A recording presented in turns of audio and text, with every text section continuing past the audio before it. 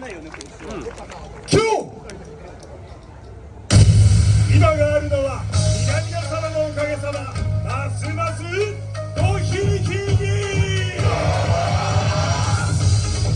皆さんご一緒にひまわりのように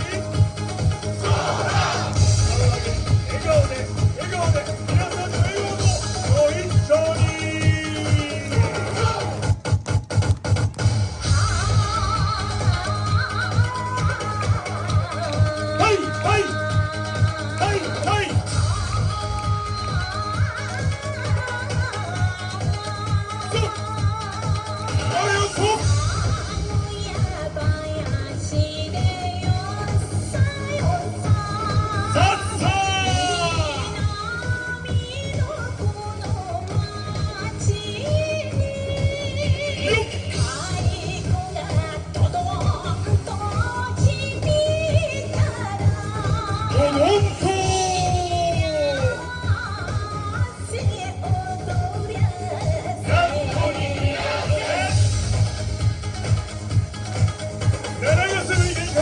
おかげさま祭り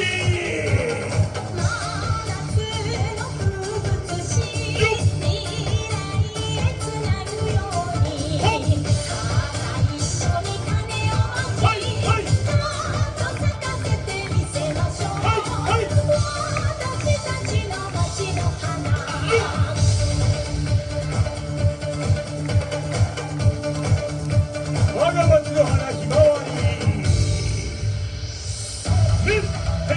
読みすぎ泉さくら道徳豊田大石さんさすがの大勢宝道南笠寺優斗柴田白水地取りをつき花坂さん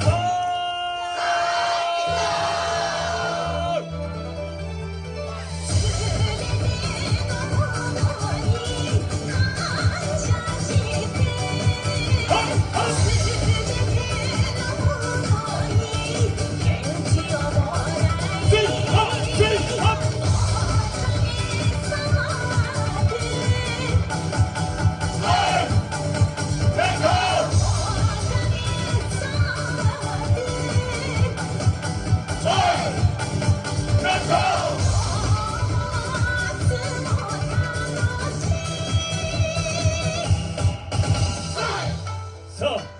周りを見て感謝を忘れずに